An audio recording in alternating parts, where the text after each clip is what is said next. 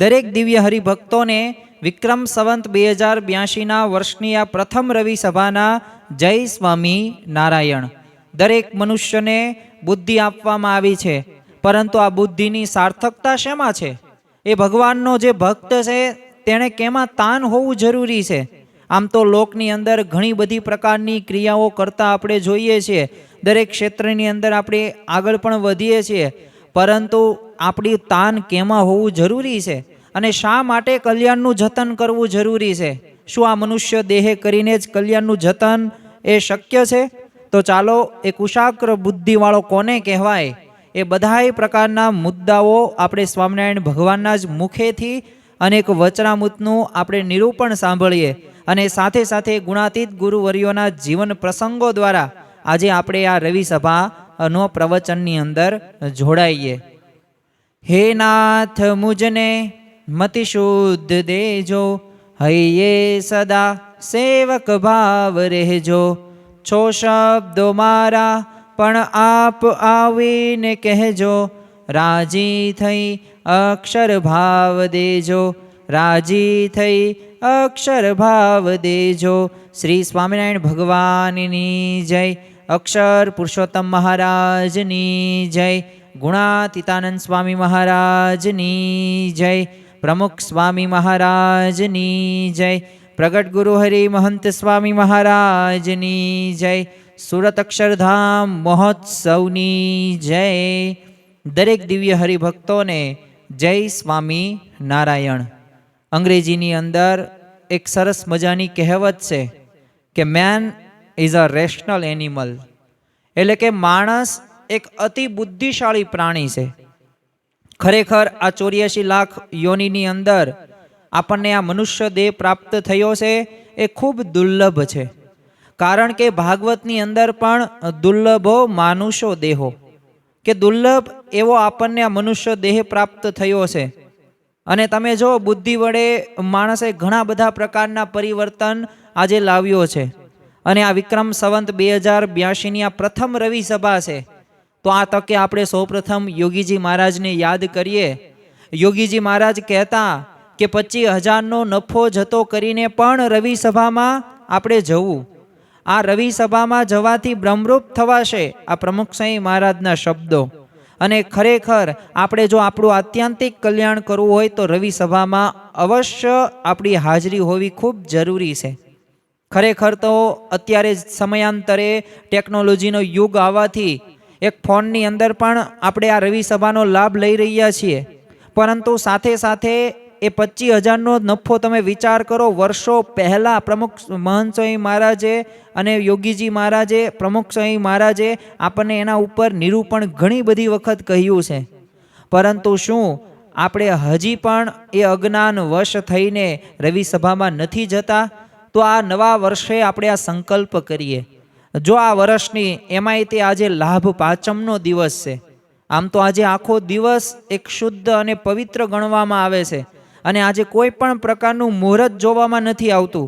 તો આજના જ દિવસે આપણે સંકલ્પ કરીએ અને એક આપણે દ્રઢ નિર્ધાર સાથે એક આગળ વધીએ કે અમે દરેક રવિવારની જે સભા છે એ અવશ્ય અમે જોડાઈશું અને અમારા જીવનની અંદર એ બ્રહ્મરૂપ થવા માટે, બ્રાહ્મી સ્થિતિ પ્રાપ્ત કરવા માટે અમે પગલાં આગળ ભરીશું. તો ખરેખર આ રવિ સભા આપણને ઘણું બધું જ્ઞાન આપે છે. અને જો જેના જીવનની અંદર જ્ઞાન હશે તો એને નિયમ ધર્મ, આજ્ઞા પાલન, એ નિષ્ઠા હોય, પક્ષ હોય, એ દરેક પ્રકારના મુદ્દા, જે લક્ષણો જે હરિભક્તમાં હોવા જોઈએ એ દરેક પ્રકારના લક્ષણો આપણામાં પણ આવી જશે. તો આજની આ પ્રથમ રવિ સભાની અંદર ગઢડા પ્રથમનું 50મું વચનામૃત, જે આ વચનામૃતનું હેડિંગ મથાળું છે કુશાગ્ર બુદ્ધિવાળાનું. તો એ કુશાગ્ર બુદ્ધિવાળો એટલે કોણ? શ્રીજી મહારાજના મતે કુશાગ્ર બુદ્ધિવાળો કોણ છે? તો આપણને બુદ્ધિ તો આપવામાં આવેલી છે, પરંતુ આ બુદ્ધિના બળથી આપણે ઘણું બધું સંશોધનો કર્યા છે, પરંતુ ખરેખર શ્રીજી મહારાજ કુશાગ્ર બુદ્ધિવાળો કોને કહે છે? તો ચાલો સૌપ્રથમ આ વચનામૃતનું આપણે શ્રવણ કરીએ અને ત્યારબાદ સમજવાનો પ્રયત્ન કરીએ કે શ્રીજી મહારાજ અને આપણી ગુણાતીત ગુરુવર્યો એ પરંપરા આપણને આ કુશાગ્ર બુદ્ધિવાળો એ આપણને કેવી એમની સમજણ છે અને આપણને કેવી સમજણ તેઓ આપવા માગે છે. તો સૌપ્રથમ આપણે શ્રવણ કરીએ. સ્વામિનારાયણ હરે વચનામૃત ગઢડા પ્રથમ પ્રકરણનું 50મું કુશાગ્ર બુદ્ધિવાળાનું. સ્વામિનારાયણ હરે સંવત 1876 મહાવદ પડવાને દિવસ શ્રીજી મહારાજ શ્રી ગઢડા મધ્યે દાદા ખાચરની મેળીની ઓસરી આગળ પ્રાતકાળે વિરાજમાન હતા અને સર્વ શ્વેત વસ્ત્ર ધારણ કર્યા હતા અને પોતાના મુખારવિંદની આગળ મુનિ તથા દેશ દેશના હરિભક્તની સભા ભરાઈને બેઠી હતી. પછી શ્રીજી મહારાજે મુનિ પ્રત્યે એમ પૂછ્યું છે. જો અહીંયા શ્રીજી મહારાજ પોતે એક પ્રશ્ન પૂછે છે અને આ પ્રશ્ન પણ કેવો હતો કે જે આ મથાળાના સંદર્ભે જ તે આપણને જોવા મળે છે. શ્રીજી મહારાજે પ્રશ્ન પૂછ્યો કે જેને કુશાગ્ર બુદ્ધિ હોય તેને બ્રહ્મની પ્રાપ્તિ થાય છે. તે કુશાગ્ર બુદ્ધિ તે જે સંસાર વ્યવહારમાં બહુ જાણતો હોય તેની કહેવાય કે નહીં? અથવા શાસ્ત્ર પુરાણમાં અર્થને બહુ જાણતો હોય તેની કહેવાય કે નહીં? હવે જો શ્રીજી મહારાજે અહીંયા બે પ્રશ્ન આ મુનિઓ પ્રત્યે તેમને પૂછ્યું. પ્રથમ તો તેમને એ વાક્ય જ કહી દીધું કે જેને કુશાગ્ર બુદ્ધિ છે ને એને બ્રહ્મની પ્રાપ્તિ થઈ જાય. બીજી એમને બે પ્રશ્નો કેવા પૂછ્યા કે કુશાગ્ર બુદ્ધિ શું છે? તો સંસાર વ્યવહારની અંદર બહુ બધું જાણતો હોય તો એને કુશાગ્ર બુદ્ધિ કહેવાય કે ન કહેવાય? અને શાસ્ત્ર પુરાણને પણ બહુ જાણતો હોય તો કુશાગ્ર બુદ્ધિવાળો કહેવાય કે ન કહેવાય? તો આવા પ્રશ્નો બે પૂછે છે ને પ્રથમ વાક્ય એમને બ્રહ્મની પ્રાપ્તિનું કીધું. પછી તેનો ઉત્તર મુનિએ કરવા માંડ્યો પણ થયો નહીં. જો અઘરા પ્રશ્નો હોય ને એના જવાબો એ સામાન્ય કોઈ પાસે હોતા નથી, પરંતુ જેને પ્રશ્નની પોતે ઉત્પત્તિ કરી છે ને તો એની પાછો જવાબ એ હોય છે. અને જો શ્રીજી મહારાજની એક આ વચનામૃત સંબંધિત આપણે ઘણી બધી વખત જોયું હશે. શ્રીજી મહારાજ સર્વજ્ઞાતા છે, બધું જાણતા જ હોય છે. કારણ કે એમને દરેક શાસ્ત્રનો એમને પઠન કરેલું છે, શ્રવણ કરેલું છે. અને ત્યારબાદ તેઓ કંઈક એવા પ્રશ્ન પૂછે, ખબર તો હોય પણ જાણે કે આ પ્રશ્નનો જવાબ બધાય કેવું કેવું વિચારે છે અને એમના મનની અંદર કેવા વિચારો આવે છે ને કેવા જવાબો આવે છે. એટલે એ માટે શ્રીજી મહારાજ આ પ્રથમ તો છે ને ટેસ્ટિંગ જ પોતે અપનાવતા કે કેવી આમને ખોટી સમજણ આમને દ્રઢ થયેલી છે. હવે આ પ્રશ્નનો પણ જવાબ કોઈથી થતો નથી. એટલે શ્રીજી મહારાજ બોલ્યા છે કે કેટલાક તો વ્યવહારમાં અતિ ડાહ્યા હોય તો પણ પોતાના કલ્યાણને અર્થે કંઈ જતન કરે નહીં, તથા કેટલાક શાસ્ત્ર પુરાણ ઇતિહાસ તેના અર્થને સારી પેઠે જાણતા હોય તો પણ પોતાના કલ્યાણને અર્થે કાંઈ જતન કરે નહીં. માટે એને કુશાગ્ર બુદ્ધિવાળો ન જાણવો, એને તો જાડી બુદ્ધિવાળા જાણવા. જો અહીંયા શ્રીજી મહારાજે તે આ પ્રશ્નના બે પ્રશ્નોના જવાબ આપ્યા. એમાં પ્રથમ તો કેવો જવાબ આપ્યો કે વ્યવહારમાં બહુ ડાહ્યો હોય પરંતુ જે પોતાનું કલ્યાણ કરવાનું છે ને એનું કાંઈ જતન કરે જ નહીં. અને શ્રીજી મહારાજે એવું કીધું કે અમુક તો શાસ્ત્ર હોય, પુરાણો હોય, ઇતિહાસ હોય ને એના અર્થો, એના શ્લોકો અને એનો ભાવાર્થ અને નિરૂપણ પણ જાણતો હોય પણ પોતાના કલ્યાણને અર્થે કાંઈ જતન કરે નહીં. ખરેખર તો આ 84 લાખ યોની બાદ આપણને આ મનુષ્ય દેહ મળે છે તો આ મનુષ્ય દેહ કેવો દુર્લભ છે. આમાંથી આપણે પરમાત્માની પ્રાપ્તિ કરી શકીએ છીએ, પરંતુ જો આ કલ્યાણની પ્રાપ્તિ એ આપણે આ દેહ થકી કરીએ નહીં, ખાવું, હરવું, ફરવું, ઉઠવું, બેસવું, રખડવું, જોવું, બોલવું, આ બધામાં સમય જો પસાર કરતા હોય ને તો શ્રીજી મહારાજ એને કુશાગ્ર બુદ્ધિવાળા નથી કહેતા. એને કેવા બુદ્ધિવાળા કહે છે? જાડી બુદ્ધિવાળા કહે છે. અને જો જાડી બુદ્ધિવાળા હોય તો એને સમજી જ લેવાનું કે એના કોઈ કાર્યમાં ભલે બરકત હશે પણ પોતાના કલ્યાણનું જે એને જતન કરવાનું છે ને એ પોતે કરતો નથી. આગળ શ્રીજી મહારાજ વધુ સ્પષ્ટતા સાથે કહે છે કે અને જે કલ્યાણને અર્થે જતન કરે છે તેની બુદ્ધિ થોડી છે તો પણ તે કુશાગ્ર બુદ્ધિવાળો છે. અને જે જગત વ્યવહારની કોરે સાવધાન થઈને મંડ્યો છે તેની બુદ્ધિ અતિ ઝીણી છે પણ તે જાડી બુદ્ધિવાળો છે. એ ઉપર ભગવદ્ ગીતાનો શ્લોક છે. જો અહીંયા શ્રીજી મહારાજે સ્પષ્ટ કહી દીધું કે ભલે થોડીક બુદ્ધિ છે પરંતુ જો કલ્યાણને અર્થે જતન કરે એટલે કે કલ્યાણના માર્ગે પોતે ચાલવાનો પ્રયત્ન પણ કરે ને તો એ કુશાગ્ર બુદ્ધિવાળો છે. અને જગત વ્યવહારની કોરે તે સાવધાન પોતે રહીને મંડ્યો છે તો એ સમજી લેવાનું એની બુદ્ધિ ઝીણી છે પણ જાડી બુદ્ધિવાળો છે. અને અહીંયા ભગવદ્ ગીતાનો શ્લોક શ્રીજી મહારાજ કહે છે કે યા નિશા સર્વભૂતાનામ તસ્યા જાગૃતિ સંયમી યસ્યા જાગૃતિ ભૂતાની સા નિશા પશ્યતો મુનેહ.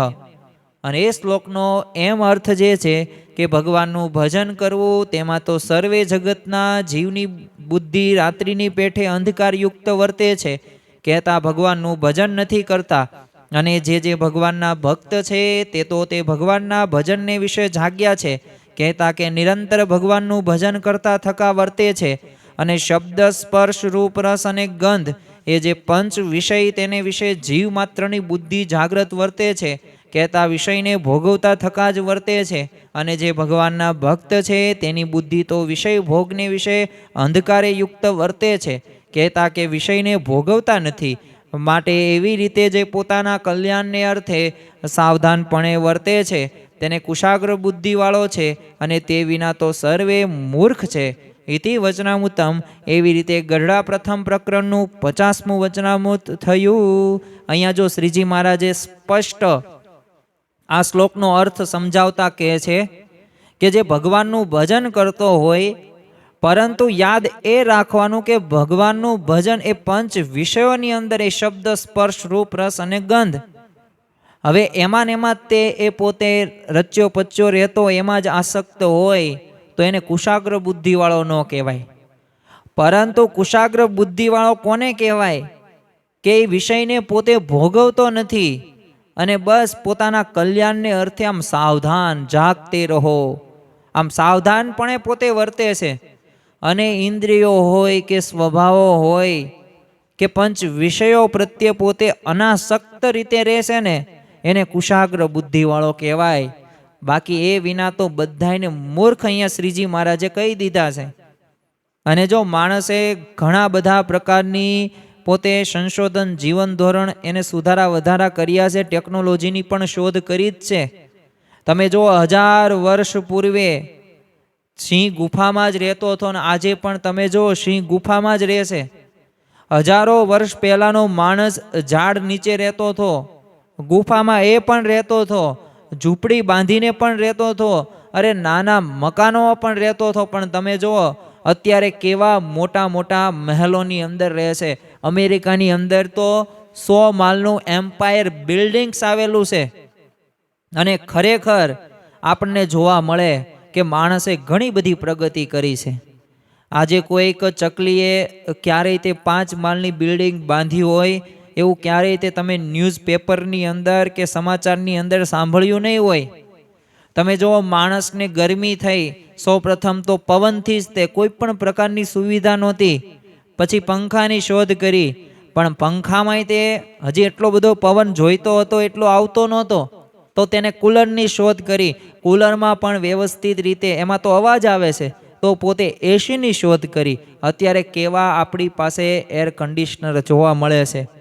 તો ખરેખર જો માણસ પાસે બુદ્ધિ છે. અને 1000 વર્ષ પહેલાનો તમે જો સિંહ કાચું માંસ ખાતો હતો અને આજે તે કંઈ પીઝા કે બર્ગર કે દાબેલી કે વડાપાવ કે મંચુરિયમ કે ઢોસા કે નથી ખાતો, એ કાચું માંસ જ ખાય છે.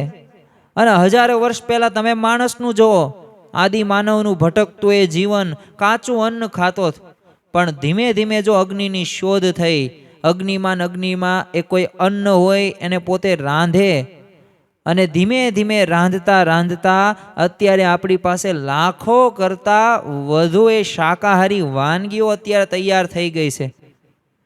તમે ક્યારેય એવું સાંભળ્યું નહીં હોય કે આ ગાય કે ભેંસ કે બકરા કે બિલાડીએ એ ભગવાનને અન્નકૂટ ધરાવ્યો હોય. નહીં સાંભળો, કારણ કે એને બુદ્ધિ એ રીતે આપવામાં નથી આવી. તમે પહેલાનો ગધેડો જો ચાલતો જ હતો, આજે પણ ચાલતો જ જાય છે. પહેલાંય માણસ ચાલતો જ હતો, પછી જો બળદગાડું એને શોધ કરી, પછી સાયકલની શોધ કરી, સાયકલ પછી સ્કૂટરમાં આવ્યો, પછી મોટરમાં આવ્યો, પછી વિમાનમાં આવ્યો, પછી અત્યારે રોકેટ એને શોધ કરી નાખેલી. ક્યારેય તમે એવું સાંભળ્યું કે કબૂતરે રોકેટ પોતે શોધ્યું? નહીં. કબૂતર કે હાથી કે સિંહ કે ચિત્તો, ભલે સિંહ જંગલનો રાજા હોય પણ એ કંઈ આવી શોધ કરી શક્યો નથી. માણસે તમે જો ટપાલ હોય, ફોન હોય, મોબાઈલ ફોન હોય, ઇન્ટરનેટ હોય, વોટ્સઅપ કે ફેસબુક કે ઇન્સ્ટાગ્રામ કે આ સોશિયલ મીડિયાઓ, કેટલી બધી શોધ કરી છે. પણ ભૂતકાળની અંદર કોઈક બળદે કે ભેંસે ફોન શોધ્યો હોય એવું તમે સાંભળ્યું નહીં હોય.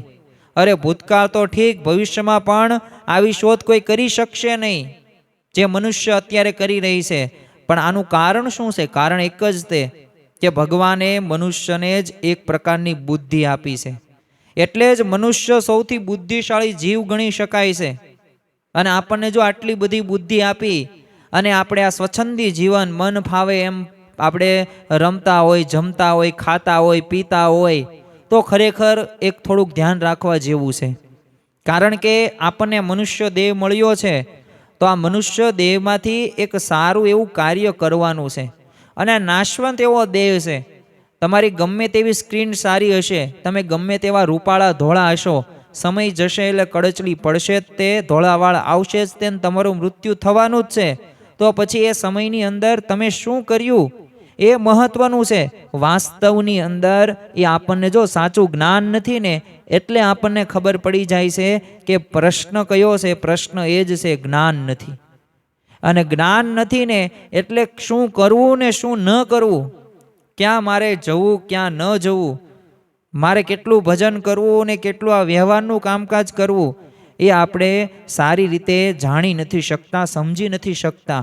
પ્રશ્ન આપણને એમ થાય કે માણસને આટલી બધી બુદ્ધિ આપી તો આ બુદ્ધિની સાર્થકતા શેમાં છે?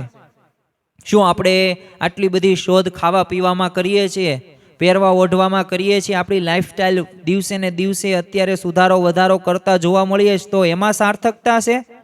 તો નિષ્કાંત સ્વામીએ એમની ભક્તિ નિધિ ગ્રંથની અંદર તેઓ લખે છે, જેમ ચિંતામણી મોંઘી ગણી તેણે કાગ કેમ ઉડાડીએ, જેમ ચિંતામણી મોંઘી ગણી તેને કાગ કેમ ઉડાડીએ, શેતખાનાની સાંકળે હરિમંદિરને કેમ પાડીએ, શેતખાનાની સાંકળે હરિમંદિરને કેમ પાડીએ.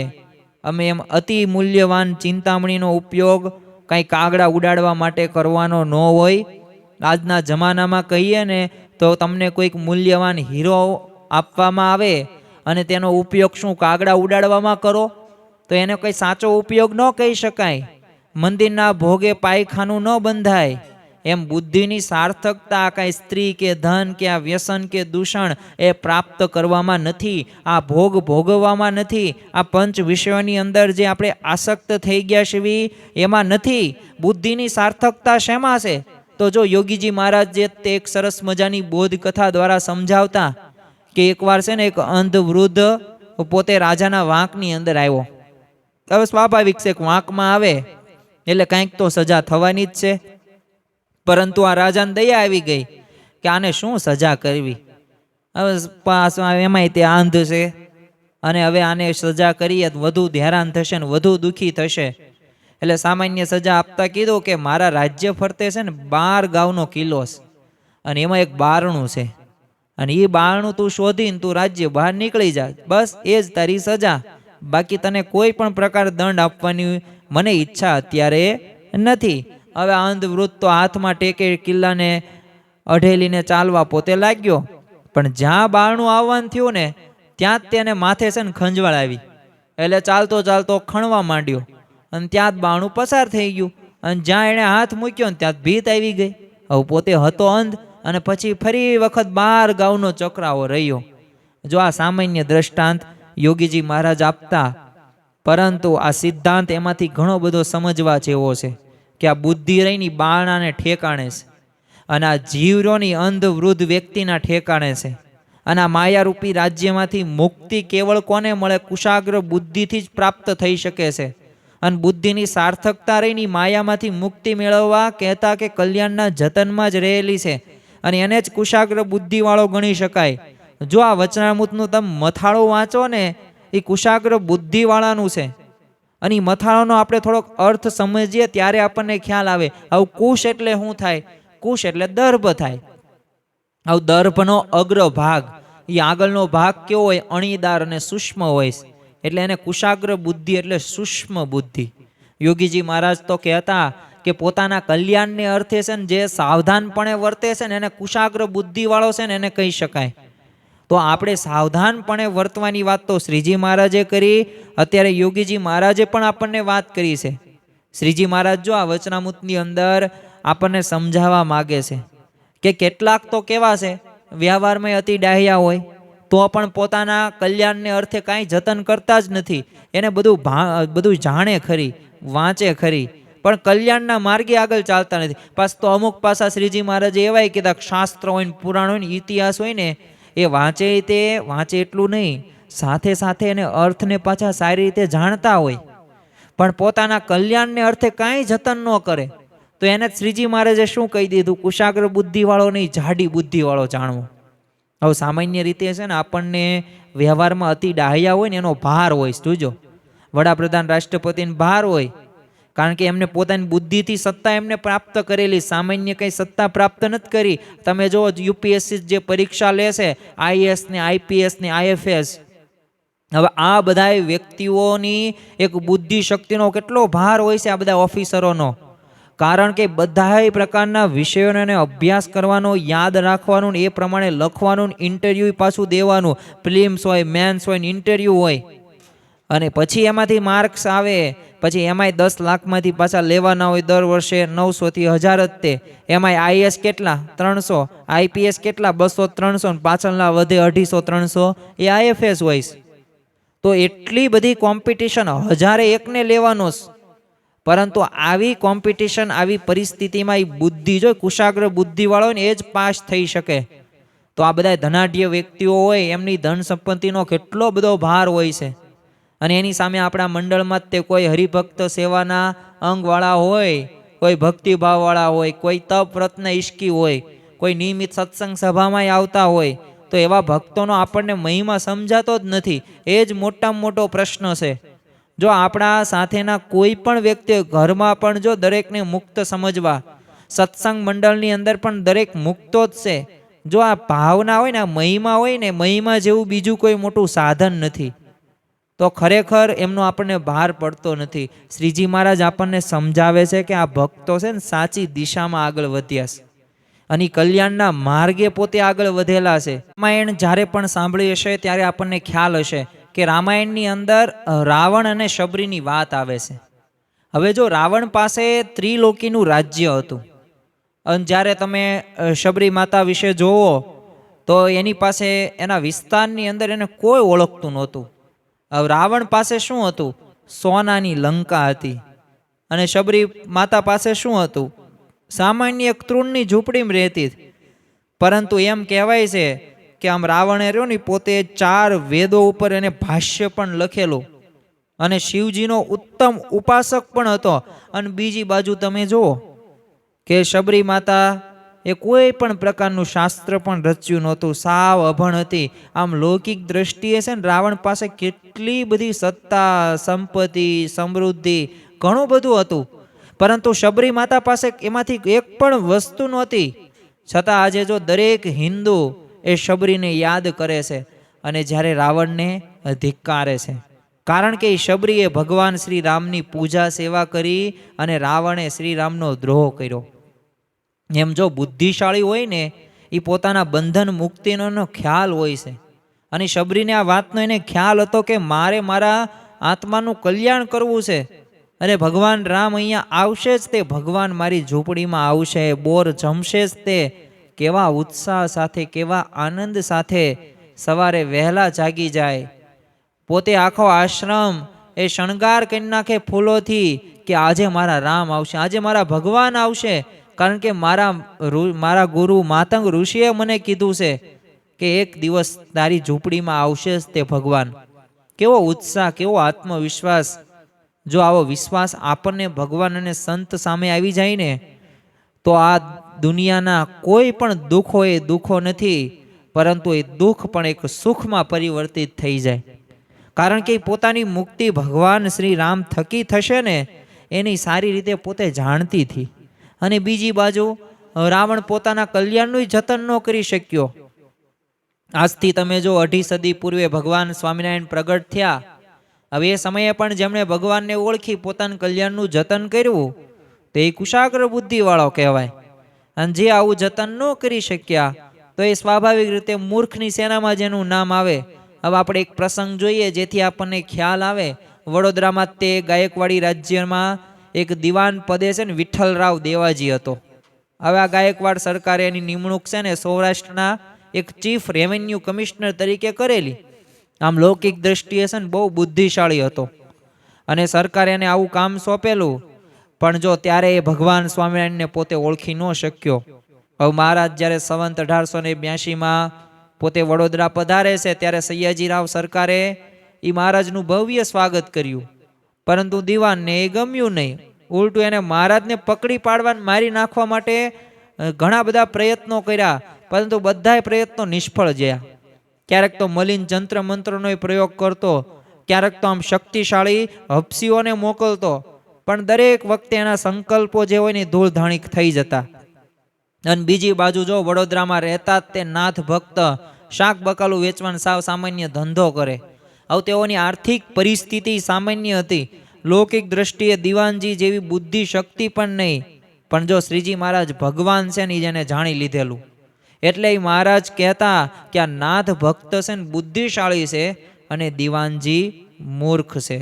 તો જો આમ આપણે મૂર્ખ અને કુશાગ્ર બુદ્ધિવાળો થવું હોય ને તો આ મહારાજના શબ્દો ઉપર થોડુંક ધ્યાન રાખીએ ને તો આપણને ખ્યાલ આવે કે ખરેખર આપણે કુશાગ્ર બુદ્ધિવાળા છીએ કે પછી આ દિવાનજી જેવું આપણે તો નથી કરતા ને.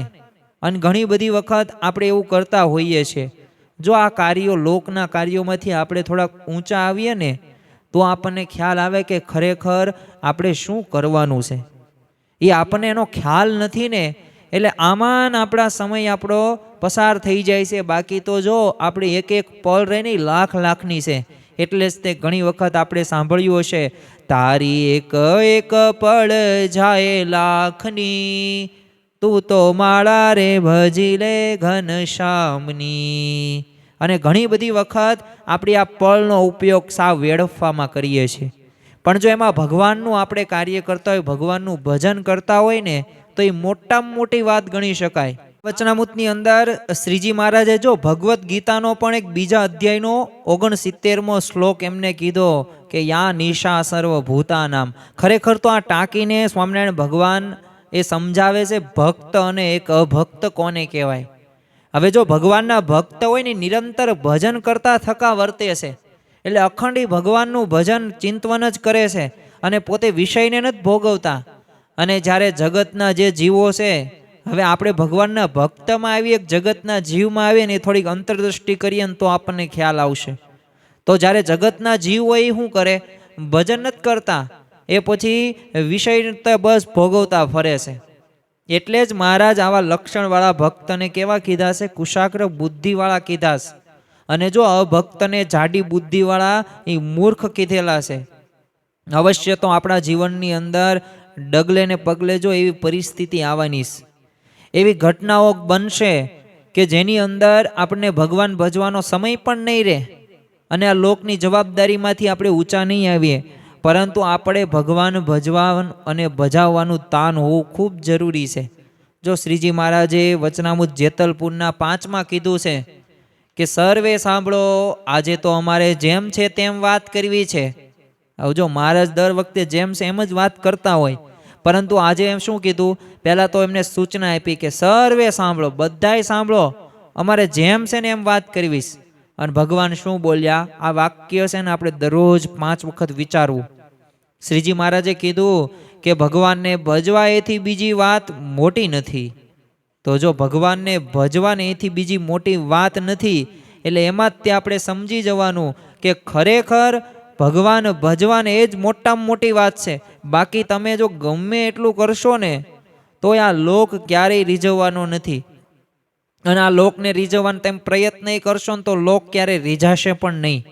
એ તો છે ને સંસ્કારે સંબંધી સર્વે મળ્યા રે, એ છે જૂઠી માયા કેરી માલ, અંતકાળે સગુ નહીં કોઈનું રે.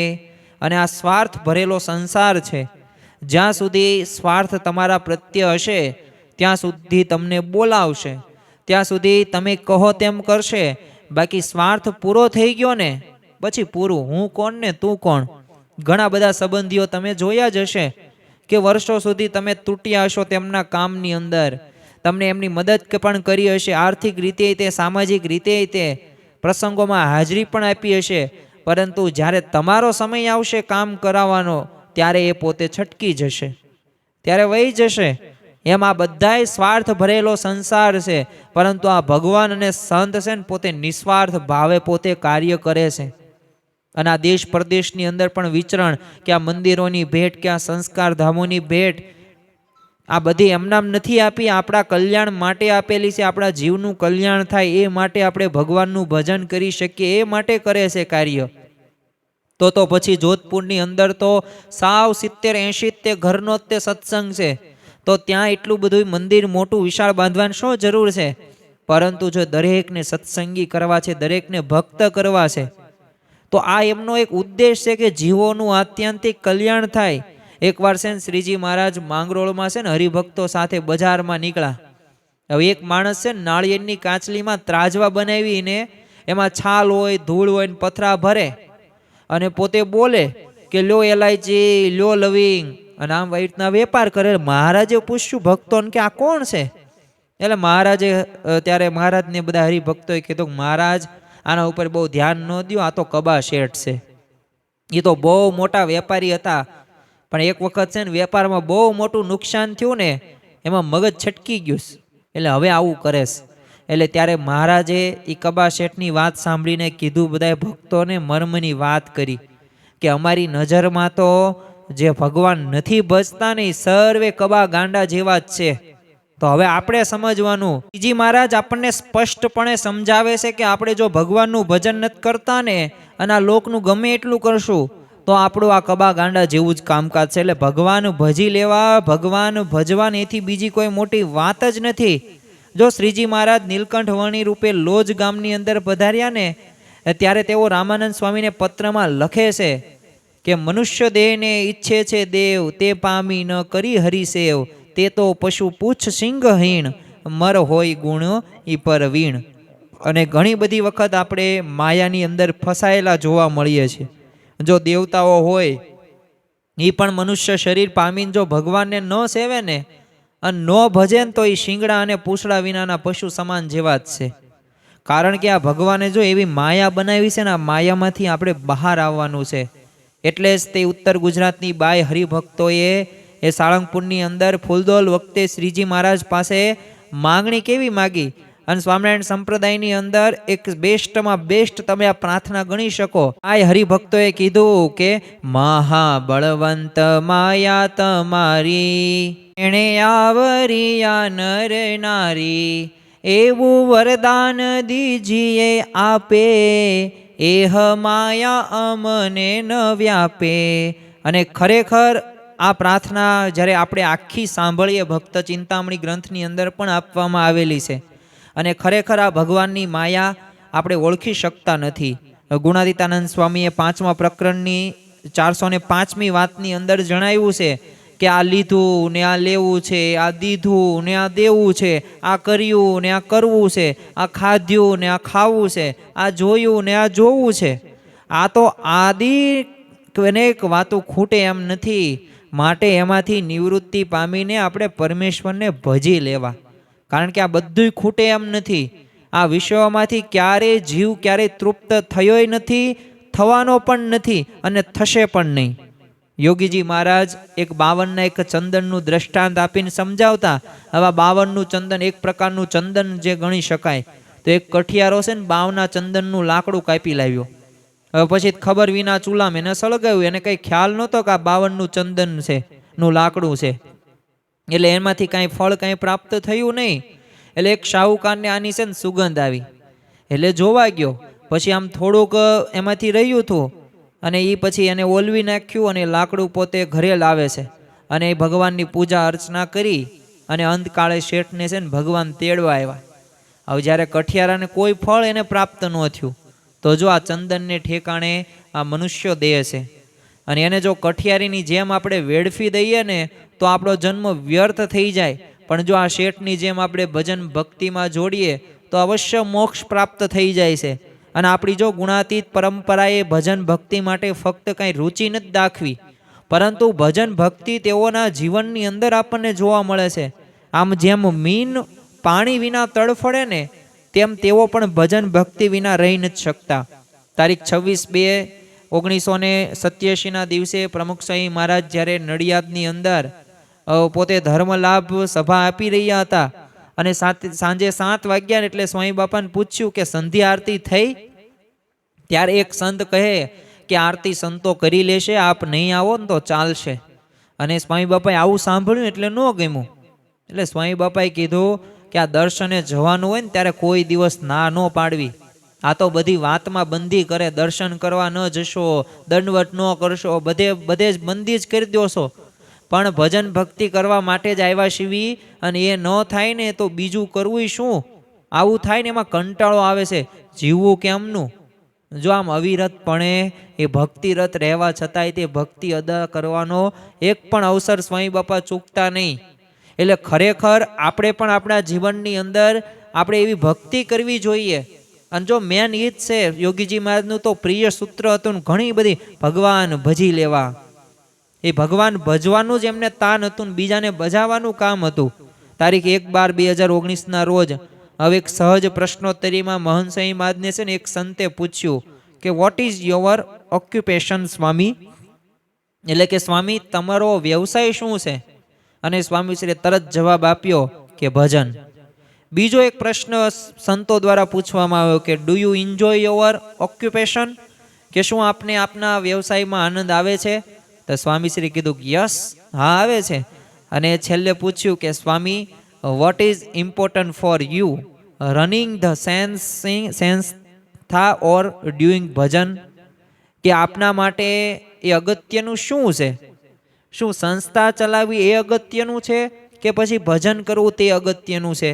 ત્યારે સ્વામીશ્રીએ કીધું કે ડુઈંગ ભજન, ભજન કરવું ને એ અગત્યનું છે. તો જો સ્વામીશ્રીએ મન સંસ્થા ચલાવવા કરતાં પણ એ ભજન કરવું ને અગત્યનું અને મહત્વનું રાખ્યું છે. ગુણાતીત સત્પુરુષો તો જો અખંડ એક ભજન કરે જ છે, પણ આપણા જીવનમાં તે ભજન ભક્તિ એ પ્રધાન બને ને એના માટે દ્વારા કલ્યાણનું જતન થાય ને એ માટે તેઓ આપણને સતત પ્રેરણા આપતા રહ્યા છે અને આગ્રહ પણ રાખતા જોવા મળે છે. એટલે આપણે પ્રેરણા અને જે આગ્રહ કરે છે એ પ્રમાણે આપણે આપણું જીવન વ્યતીત કરવાનું છે. પણ એક બીજો પણ એક પ્રશ્ન થાય કે આ કલ્યાણના જતનનો આટલો બધો આગ્રહ શા માટે આપણી ગુણાતીત ગુરુવર્યો રાખે છે? અને સ્વામિનારાયણ ભગવાન આપણને જણાવે છે, તો જો આ મનુષ્ય દેહ જે પ્રાપ્ત થયો છે ને 84 લાખ યોનિની અંદર, આ એક યોનિ એવી છે કે આ મનુષ્ય દેહ કરીને જ તે કલ્યાણનું જતન શક્ય છે. બાકી ગધેડો મંદિર જાય ને એવું તેમ બનશે નહીં અને કોઈ દિવસ જોશો પણ નહીં. કારણ કે જો શ્રીજી મહારાજે તે ખુગોળ ભગોળના તે વચનામૃતની અંદર વાત કરતા કીધું છે કે મોક્ષનું સાધન તો છે ને મનુષ્ય દેહ પામ્યા થકી જ થાય, અને એ વિના કોઈ દેહને વિશે થતું નથી. તો જો આ વચનામૃતની અંદર પણ મહારાજ એટલે જ જણાવે છે કે આ મનુષ્ય દેહને દેવતાઓ પણ ઈચ્છે છે. કારણ કે તેઓ પાસે જો વિષય, એ વૈભવ વિલાસ કે આયુષ્ય, આ બધું મનુષ્ય કરતાં ઘણું બધું જાજુ છે ને અધિક પણ જોવા મળે છે, પરંતુ ત્યાં કાંઈ મોક્ષનું કાંઈ સાધન નથી આપ્યું. ટૂંકમાં જો આપણે કલ્યાણનું જતન એ કેવળ મનુષ્ય કરી શકે છે, બાકી કોઈ પણ બીજી યોનિ આપ કરી શકતી નથી. અને જો મનુષ્ય દેહે કરીને તે ભગવાનનું ભજન અને કલ્યાણનું જતન આપણે કરી લેવું જોઈએ. કારણ કે આ વાતને સમજાવતા તે દેવાનંદ સ્વામી કહે છે, માણસનો અવતાર મોંઘો નહીં મળે ફરી. અને ખરેખર આ માણસનો જે અવતાર મળ્યો છે, તમે ગમે એટલા પૈસા ખર્ચશો ને છતાં પણ આ મળશે નહીં. એટલે માન મરાઈને મોટપ મેલી ભજી લો હરી, નહીં તો જાશો 84માં જન્મ બહુ ધરી. આપણા જીવનની અંદર જે અભિમાન છે, જે માન મોટપ છે ને, આ ટાળીને આપણે ભગવાનનું ભજન કરી લેવું જોઈએ. અને સમય પણ મર્યાદિત છે. પહેલાંના સમયની અંદર હજારો 2-2 હજાર વર્ષોનું આયુષ્ય હતું, પરંતુ અત્યારે તો 60-70 વર્ષની જિંદગી છે. એમાં અમુકને તો 30-40-50 વર્ષની જિંદગી છે. તો ઓછા સમયની અંદર આપણે કલ્યાણ કરવું પડશે. કારણ કે મનુષ્ય દેહ પ્રાપ્ત કરવો દુર્લભ છે. સાથે સાથે એક વાસ્તવિકતા એ પણ છે કે આ દેહ કેવો છે, પાછો ક્ષણભંગુર છે, અને આ દેહનો નાશ ક્યારે થાય ને એનો કોઈ નિર્ધાર નથી અને નક્કી પણ નથી. યોગીજી મહારાજ જ્યારે મોમ્બાસા આફ્રિકાની અંદર પધાર્યા ત્યારે આપણા એક સનિષ્ઠ હરિભક્ત સીટી કાકા એમના મિત્ર ડૉક્ટર દોશીને ઘણીવાર દર્શને આવવા માટે કહેતા. હવે એકવાર ડૉક્ટર દોશી માની ગયા અને કહ્યું કે આવતીકાલે મને લેવા આવજો, આપણે સાથે જઈશું. અને બીજા જ દિવસે સવારે સીટી કાકા એમને લેવા ગયા અને ત્યાં જ તેમને ખબર પડી કે તેઓ તો રાત્રે જ ગુજરી ગયા હતા. તો વિચાર કરો, સત્પુરુષનો યોગ એમને થયો નહીં. એટલે ઘણી બધી વખત સમય બધાયના અલગ અલગ હોય છે.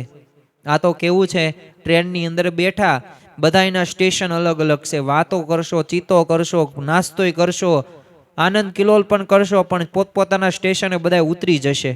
સગો ભાઈ પણ સગી માતા પણ તમારી સાથે નહીં આવે, પણ સાથે શું આવશે? ભક્તિ આવશે. મોક્ષ સંબંધિત ક્રિયાઓ શું કરી એ સાથે આવશે. અંગ્રેજીની અંદર એક કહેવત છે કે life is less than a bubble, કે જીવન છે ને પાણીના પરપોટા કરતાં પણ ઓછું છે. તે ક્યારે ફૂટે ને એને કોઈને ખબર નથી. માટે આપણે ભગવાનનું ભજન અને કલ્યાણનું બસ જતન કરી લેવું જોઈએ. બસ એ ભજન કરશો એટલે કલ્યાણ આપોઆપ થઈ જ જવાનું છે. અને જો કલ્યાણના જતનમાં જ તે એક સુખ છે ને, એ પણ એક આપણે માની લેવું જોઈએ. કારણ કે ઇતિહાસમાં પણ જો સાક્ષી પૂરે છે કે જે લોકોએ કલ્યાણનું જતન કર્યું છે ને એ જ સુખી થયા પાછા, અને જેમણે પંચ વિષયનું સુખ ઈચ્છ્યું અને કલ્યાણનું જતન ન કર્યું તો અંતે તો પોતે પાછા દુઃખી જ થયા છે. શ્રીમદ ભાગવતની અંદર એક યયાતિ રાજાનું આખ્યાન આવે છે. હવે આ યયાતિ રાજાના લગ્ન છે ને શુક્રાચાર્યની દીકરી દેવયાની સાથે થયેલા, પરંતુ સ્ત્રી સુખની ઈચ્છાને કારણે છે ને દેવયાનીની સખી એક શર્મિષ્ઠા સાથે સંબંધ થયો અને સંબંધ બાંધ્યો અને શુક્રાચાર્ય યયાતિને અધર્મના આચરણ બદલ શાપ પણ આપી દીધો અને યયાતિ પોતે યુવાનમાંથી વૃદ્ધ થઈ ગયો. વાસનાની તો એટલી બધી પ્રબળતા હતી ને, એટલે યયાતિએ તો શુક્રાચાર્ય પાસે યુવાની આપવા માટે બહુ વિનંતી કરી, પણ શુક્રાચાર્યએ કીધું કે તને જો કોઈ પોતાની યુવાની આપવા તૈયાર હોય ને તો તું લઈને પાછો યુવાન થઈ શકીશ, બાકી તને યુવાની પ્રાપ્ત થશે નહીં. હવે યયાતિ હતો એને દીકરાઓ પાસે યુવાની માગી, પણ પુત્રએ ના પાડી દીધી. પરંતુ એમાંથી છેવટે એક નાનો જે દીકરો હતો ને, એ દીકરાએ પોતાની યુવાની એના બાપને આ યયાતિને આપે છે અને પિતાની વૃદ્ધાવસ્થા પોતે સ્વીકારે પણ છે. હવે આ યયાતિ પોતે રાજા ફરી વખત યુવાન થઈ ગયો. 1000 વર્ષ સુધી વિષય ભોગવ્યા, પણ છતાં આ યયાતિ રાજા પોતે એ વિષયોમાંથી તૃપ્ત નથી થતો. અંતે દુઃખને જ પામે છે, થાક્યો, કંટાળી ગયો, છેલ્લે રાજ છોડીને વનમાં જવા માટે તૈયાર થઈ ગયો. તો એમ જો તમને વિષયોમાંથી એવું લાગે કે આમાંથી સુખની પ્રાપ્તિ છે, તો આ વિષયોમાંથી ક્યારેય કોઈ જીવ એ તૃપ્ત થયો નથી ને થવાનો પણ નથી. આપણે એક ઉદાહરણ જોઈએ, ઘણી બધી વખત આપણે સાંભળ્યું હશે, ફરી વખત આપણે એને રિપીટ કરીએ એટલે આપણને ખ્યાલ આવે. Michael Jackson. હવે આ માઇકલ જેક્સન નામનો એક વિશ્વવિખ્યાત પોપ સંગીતકાર, પોતે મ્યુઝિક ડાયરેક્ટર હતો, ડાન્સર હતો, એની પાસે બધી કળાઓ હતી. $550 કરોડ તો બેંક બેલેન્સ હતું. જમીન પાછી કેટલી, 2500 એકર જમીન પોતાના નામે હતી. અને એક અમેરિકા નહીં, વિશ્વભરના ઘણા બધા ચાહકો એના હતા. બધાય પ્રકારની સુખ સુવિધાનો પોતે માલિક હતો, પણ પોતાના કલ્યાણ માટે એને જો ડગલું માંડેલું નહીં, એટલે અંતરથી પોતે દુઃખી થયો. અને પોતાની તે આત્મકથા ધ મેજિક એન્ડ મેડનેસ પુસ્તકની અંદર પોતે લખે છે કે લોકોને લાગે છે કે તેઓ મને ઓળખે છે, પણ તેઓ મને ઓળખતા નથી. સાચું કહું ને તો હું તો એકલો પડી ગયો. દુઃખના કારણે હું રડ્યા કરું છું. તો જો પોતાના એક કલ્યાણનો માર્ગ શોધ્યા વિના તે ભગવાન અને આપણે એકાંતિક સંતના શરણે ગયા વિના એ જીવનમાં તમે ગમે એટલી પદ હોય, પ્રતિષ્ઠા હોય, એ કિંમતી કોડીની થઈ જાય છે. યાદ રાખવું, કારણ કે ભગવાન અને સંતની પ્રાપ્તિ ન થઈ તો બધું શૂન્ય જ છે. અને જીવનમાં અજંપો, ખાલીપો, દુઃખ, દર્દ સિવાય કંઈ બચતું નથી. અને આવા લોકોને શ્રીજી મહારાજે વચનામૃતની અંદર એટલે મૂર્ખ કીધા છે. અને છેલ્લે આ માઇકલ જેક્સન પોતે ઊંઘની ગોળીઓ એટલી બધી લઈ લીધી. જ્યારે પોસ્ટમોર્ટમ કરવામાં આવ્યું ને ત્યારે એમાં હોજરીની અંદર એક કણનો દાણો પણ નહોતો, પણ હા ટીકડાઓ હતા. કેટલો બધો દુઃખી પોતે. એ ચાર્લી ચેપ્લિન હોય, એ ગ્રેટ સિકંદર હોય, આવા તો ઘણા બધા વ્યક્તિ વિશેષોના જીવનની અંદર આપણને આવા અફસોસ ઉદ્ગાર વાક્યો જોવા મળે છે. બીજી બાજુ તમે જો, જે લોકો ભગવાન અને સંતના શરણે ગયા તો પોતાના કલ્યાણનું જતન કર્યું, તો ભલે આમ લૌકિક દ્રષ્ટિએ સામાન્ય હોય, અપમાન, તિરસ્કાર કે શારીરિક રોગોથી પણ પોતે ગ્રસ્ત થયેલા હોય, પણ એમના અંતરની અંદર ભગવાનની પ્રાપ્તિનો કેફ છલકે છે અને પોતે તેઓ સુખી હોય છે. તો આવા ભક્તોને મહારાજે કેવા કીધા? કુશાગ્ર બુદ્ધિવાળા કીધા છે. રાજરાણી તે રાજસ્થાનમાં તે પોતે મીરાબાઈ, હવે એમના દિયરે મારી નાખવા માટે કેટલા બધા પ્રયત્નો કરેલા. આમ વિષનો કટોરો મોકલો હતો, પેટીમાં ઝેરી સાપ મોકલો હતો, ઝેરી એ શૂળો પર સુવાની પથારી કરાવી. આવા ઘણા બધા દુઃખ વચ્ચે પણ તેઓ અંતરે સુખી હતા. એટલે જ એમણે ગાયું છે, પાયોજી મેને રામ રતન ધન પાયો, પાયોજી મેને રામ રતન ધન પાયો. શ્રી મહેતા પાસે પણ એટલી બધી લૌકિક કઈ સમૃદ્ધિ નહોતી, પરંતુ છતાં પણ પોતે પ્રાપ્તિનો એ કેફ હતો એમને ભગવાનનો ત્યારે. અને જો તમે ભગવાન સ્વામિનારાયણના પણ પરમહંસો તમે જો, કેટલા દ્વેષીઓ એમને ત્રાસ આપતા હતા. એમની રહેવા જમવાની, વાહન વ્યવહારની કોઈ વ્યવસ્થા નહીં. અધુરામપુરું મહારાજે પાછા 114 કઠણ પ્રકરણોમાંથી પસાર કર્યા. એક દિવસ પણ સહન કરવા અઘરા પડે ને એવા પ્રકરણ વચ્ચે પણ નિષ્કાન સ્વામીએ શું ગાયું છે? ભાગ્ય જાગ્યા રે આજ જાણવા. અરે બ્રહ્માનંદ સ્વામીએ પણ રતાંધળાપણું હોવાથી પણ એ કુંડળની અંદર એ શ્રીજી મહારાજ સામે શું ગાયું? રાજ મારે દિન દિન દિવાળી રે, રાજ મારે દિન દિન દિવાળી રે. યોગીજી મહારાજે તો 17 વર્ષ સુધી વિજ્ઞાનદાસ સ્વામીનો માર સહન કર્યો, અને પાછી આર્થિક કટોકટી, શારીરિક બીમારીઓ અને એ સેવાની એક ભરમાર વચ્ચે પણ તેઓ આનંદ માણતા હતા. અને શાસ્ત્રીજી મહારાજની એમને પ્રાપ્તિનો એ આનંદ હતો. અને ભગતજી મહારાજ પણ એ 3.5 વર્ષ દરમિયાન એ ગુણાતીતાનંદ સ્વામી જેમ બોલે, ગુણાતીતાનંદ સ્વામી જીભ વળે ને એમ ભગતજીનો દેહ વળતો હતો. 24 કલાકમાંથી 23 કલાક સેવાઓ કરતા હતા. વર્તમાન કાળે તમે જો મહંત સ્વામી મહારાજ એ સંસ્થાની ઘણી બધી પ્રવૃત્તિઓ વચ્ચે, નાના મોટા ઘણા બધા પ્રશ્નો વચ્ચે પોતે શાંત ચિત્ત છે, પ્રફુલ્લિત છે, ઈષ્ટદેવ અને ગુરુની પ્રાપ્તિમાં પોતે મગ્ન છે. એક દિવસ પીડાભર્યો કાર્યક્રમ હોવાથી એક સેવકો એમને છે ને શાંતિથી આરામ કરવા પ્રાર્થના કરેલી, અને ત્યારે સ્વામીશ્રીએ કહે શાંતિ જ છે, ગમે એવા તોફાન વચ્ચે પણ જો કેવો શાંતિનો પોતે અનુભવ કરે છે. બધું મહારાજ સ્વામીને સોંપી દીધું, બધું એ જ કરે છે, એટલે શાંતિ શાંતિ ને શાંતિ. જો આ બધા ગુણાતીત ગુરુવર્યોના જીવનની અંદર જોઈએ, આ ભક્ત રત્નોના જીવનમાં જોઈએ ને ત્યારે કોઈ ભક્તો પ્રશ્નો મૂંઝાયા નથી. એમને ક્યારેય કોઈ આપત્તિમાં અફસોસ નથી કર્યો, કારણ કે એમને ભગવાનને પ્રધાન રાખ્યા છે. એટલે જ એમને કુશાગ્ર બુદ્ધિવાળા કીધા છે. તો આપણે પણ એ પોતાના કલ્યાણનું જો જતન કરવું હોય ને તો એ કુશાગ્ર બુદ્ધિવાળું થવું જ પડશે. તો આ પ્રથમ સભા જે વિક્રમ સંવત 2082ની સભાની અંદર આપણે સંકલ્પ લેવાનો છે. જો પ્રશ્નો દરેકના જીવનની અંદર આવવાના છે, કારણ કે શાસ્ત્રીજી મહારાજ કહેતા કે છે ને આ સંસાર છે ને ઊંટના પેસણા જેવો છે. તમે ગમે એટલો ગ્લાસ લઈને ઊંટ ઉપર બેસો ને તો સ્થિર નહીં થાય, પરંતુ જો આપણા જીવનની અંદર ઘણી બધી વખત પ્રશ્નો વચ્ચે પણ એ આપણે જો ભગવાનનું ભજન કરીશું ને તો એમાં બધું આવી જશે. બીજું, આજના દિવસે આપણે એક સમજવા જેવું છે કે ખરેખર ઈચ્છાઓ રહીને એ ક્યારેય તે આપણને સુખી નહીં કરે. એટલે જ તે ગૌતમ બુદ્ધે પણ કીધું કે તૃષ્ણા પરમ દુઃખમ. ઈચ્છા રહીને એ માણસને દુઃખી કરે છે. એટલે આપણી પાસે જે પણ હોય, નવા વર્ષે જો પ્રયત્ન કરવાનો છે મેળવવા માટેનો, પરંતુ એ આપણું કર્મય કરવાનું છે.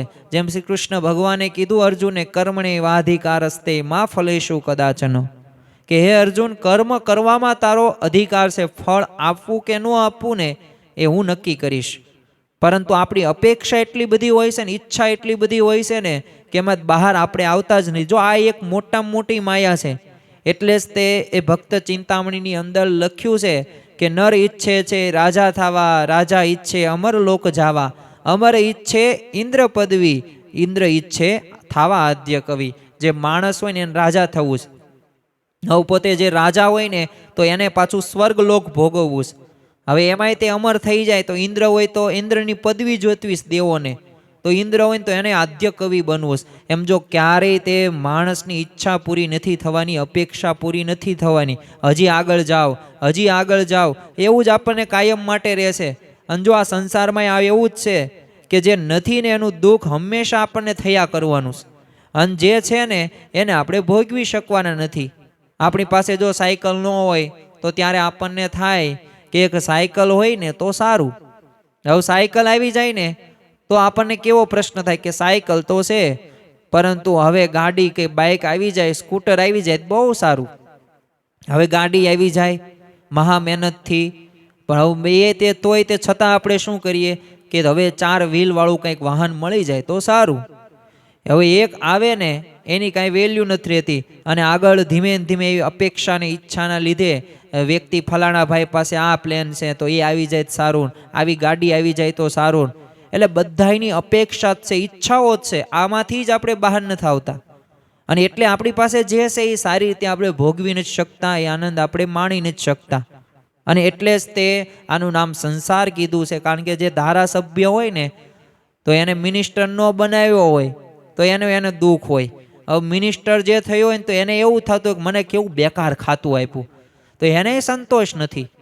તો ઘણી બધી વખત જો એટલે જ ગુજરાતીની અંદર એક કહેવત સંતોષી નર સદા સુખી, એમ સંતોષવાળું જીવન રાખવું ખૂબ જરૂરી છે. ગોપાળાનંદ સ્વામીને એક છે ને એક હરિભક્તે પૂછ્યું કે તારે 12 મહિનામાં કેટલું જોઈએ? ગોપાળાનંદ સ્વામી તો છે ને એની કેટલી ઈચ્છા છે ને કેવું એને આપવું જ હતું ગોપાળાનંદ સ્વામીને. એને એટલે હરિભક્તને આવો પ્રશ્ન પૂછ્યો એટલે એને મનમાં વિચાર કરીને કીધું કે સ્વામી 200 રૂપિયા બહુ થઈ ગયા, 200 રૂપિયા મળે એટલે પૂરું. એટલે ગુણાતીત ગોપાળાનંદ સ્વામી પોતે કે બસ 200 રૂપિયા જ તે. હવે એને થયું મનની અંદર કે હું થોડુંક વધારે કહું ને, ઢીલ થોડુંક દોરી મૂકું એટલે વધુ પૈસા મળે. તપાય પાછો બીજો કંઈ કીધું ના ના સ્વામી ભૂલમાં બોલાઈ ગયું, મને 1000 મળે ને તો બહુ સારું. તે સ્વામી કે બસ 1000 જ તે, પછી કાંઈ નહીં ને? તો બોલો કે ના ના સ્વામી 5000 કરી દો ને. અને સ્વામી તો આમ ઢીલ મૂકતા જાય તો ઓલો હરિભક્ત આગળ આગળ બોલવા જ લાગે, તો છેલ્લે 1,00,000 સુધી પોતે આંકડો બોલી ગયો એ સમયની અંદર. ત્યારે ગોપાળાનંદ સ્વામીએ કીધું હવે આનું શું કરવું? 200 રૂપિયાથી ચાલે એમ હતું, પણ આ 1,00,000 રૂપિયા પહોંચી ગયો. તો જો એટલા માટે આપણે ગમે એટલું ભોગવીએ, ગમે એટલું કરીએ ને, પણ માણસને એનો ધરવ રહેતો નથી ને પોતે ધરાતો પણ નથી. નામ છે સંસાર. એટલે સંસાર એટલે ગમે તેટલું હોય ને પણ તોય શાંતિ નહીં, અશાંતિ સિવાય કાંઈ નહીં. એટલે ખરેખર આપણે આજના દિવસે થોડીક અંતરદ્રષ્ટિ કરવાની છે કે ભગવાને આપણને જે આપ્યું છે એ જો આપણા અનુલક્ષીને એ ભગવાનનું આપણે ભજન કરી શકીએ અને શાંતિથી આનંદમાં જીવી શકીએ ને એટલું આપ્યું જ છે. અને ભગવાને આપણા વતી તો વરદાનો પણ 2 માગી લીધું, દુઃખ માગી લીધેલું છે. અન્ન વસ્ત્રે કરીને તમારો ભક્ત પોતે દુઃખી ન થાય, રામપાત્ર મને મળે. હવે તમારા ભક્તને વીછી કરવાનું દુઃખ હોય તો મને રૂવાડે અનંત કોટી વીછી કરડે, પણ તમારા ભક્તને એ દુઃખ ન થાય. તો જો ભગવાને તો માગ્યું છે તો આપણા માટે, તો હવે આપણે યા નિશા સર્વભૂતાનામ તસ્યા જાગતિ સંયમી યસ્યા જાગૃતિ ભૂતાની સા નિશા પ્રશત્યો મુને. એટલે આપણે ભગવાનનું ભજન કરીએ. અને જો આ વિષયો કેવા છે, શબ્દ સ્પર્શ રૂપ રસ ગંધ, જે 5 વિષયો છે કે કામ ક્રોધ લોભ મોહ મત્સ માયા તૃષ્ણા અહંકાર, આમાંથી ક્યારેય જીવની તૃપ્તિ નથી. જેમ હમણે કીધું એમ કુશાગ્ર બુદ્ધિ વાળો એને જ કહેવાય કે આમાંથી પોતે બહાર આવે. તો આજના દિવસે મહારાજ સ્વામીના ચરણોમાં પ્રાર્થના કરીએ કે અમારા જીવનની અંદર આવી કુશાગ્ર બુદ્ધિવાળું અમે આવીએ અને એવી રીતે અમે વર્તન કરી શકીએ અને અમે કલ્યાણનું જતન કરી શકીએ. આ 5 વિષયો કે આસક્તિ કે આ સ્વભાવોમાંથી અમારે અનાસક્ત થવું છે. તો ખરેખર આજના દિવસે પવિત્ર પ્રથમ રવિ સભાની અંદર એ લાભ પાંચમ પણ છે. તો આ લાભ પાંચમનો એક પવિત્ર દિવસે ખર આ જન્મ અને આ સમય જે આપણને મળ્યો છે ને, એ કેવું છે સજની ટાણું આવ્યું રે ભવજળ તરવાનું. અને ગંગા સતીત પાનબાઈને એ જ કહે છે, વીજળીના ચમકારે મોતીડા પરોવી લ્યો પાનબાઈ. થોડોક એવો અલ્પ સમયની અંદર છે અને ભગવાનનું આપણે ભજન કરી નાખવાનું છે.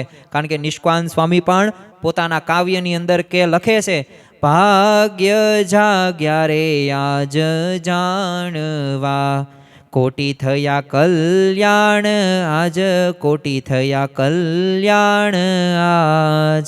ભાગ્ય જાગ્યા રે આજ જાણવા. કારણ કે પૂર્ણ પુરુષોત્તમ પરબ્રહ્મ સર્વોપરી ભગવાન સ્વામિનારાયણનો આપણને ભેટો થયો. આ દિવ્ય સત્સંગ પ્રાપ્તિ થઈ, આ સત્પુરુષની પ્રાપ્તિ થઈ. તો હવે આપણે એ ભગવાન તો મળી ગયા, પરંતુ હવે ભગવાનને આપણે ઓળખવાના છે. અને મોક્ષના દાતા એવા મહંત સ્વામી મહારાજની આપણને પ્રાપ્તિ થઈ છે. જો 5 જે અનાદિ તત્વો છે, જીવ, ઈશ્વર, માયા, બ્રહ્મ અને પરબ્રહ્મ, આ જીવરોની અનાદિથી અટવાય છે. અને અનાદિથી એટલે કેટલો કે તો આપણે જેટલા પણ તમે સમુદ્રની અંદર ખારું પાણી છે ને એટલું માતાનું ધાવણ આપણે પીધેલું છે. સ્વામિનારાયણ ભગવાને વચનામૃતની અંદર કીધું છે. પણ છતાં પણ આ જીવને આ સત્પુરુષનો ભેટો નથી થયો. તો એવો આપણને આ સત્સંગ દિવ્ય પ્રાપ્ત થયો છે. તો ખરેખર આપણે ભાગ્યશાળી છે. બહુ મોટા આપણા ભાગ્ય છે કે આવા ભગવાન, આવા સત્પુરુષ અને આવા સત્સંગની પ્રાપ્તિ થઈ. હવે બસ આપણી પાસે તો પારસમણી, ચિંતામણી, કલ્પવૃક્ષ છે જ તે, પણ હવે એનો ઉપયોગ કરવાનો છે. બસ એ પ્રાપ્તિને હવે પ્રતીતિમાં પરિવર્તિત કરવાની છે. અને એટલે જ તે જો આ યાદ એક એ પણ રાખવું કે આ મનુષ્ય દેહનો આપણે ઘણો બધો અલૌકિક લાભ છે. અને અલૌકિક લાભ આપણે પ્રાપ્ત કરવાનો છે. જો આપણે રાજ્યનો ત્યાગ કરી શકીએ, ધનનો ત્યાગ કરી શકીએ, સ્ત્રીનો ત્યાગ કરી શકીએ, વૈભવનો પણ ત્યાગ કરી શકીએ, કુટુંબનો પણ ત્યાગ કરી શકીએ, પ્રતિષ્ઠાનો પણ ત્યાગ કરી શકીએ, પરંતુ ભગવાનને મેળવવાને એ એના કરતાં પણ અતિશય એ કઠણ છે. અને એ આપણે કાર્ય કરવાનું છે. બસ વર્તમાન કાળે આપણને જે ભગવાન અને સંતની પ્રાપ્તિ થઈ છે, એ સંત સ્વરૂપે વનમાળી જોયા મેં તો સાધુ સ્વરૂપે વનમાળી. તો આવા સંતની આપણે પ્રાપ્તિ થઈ છે, એ જ લાભ પાંચમ.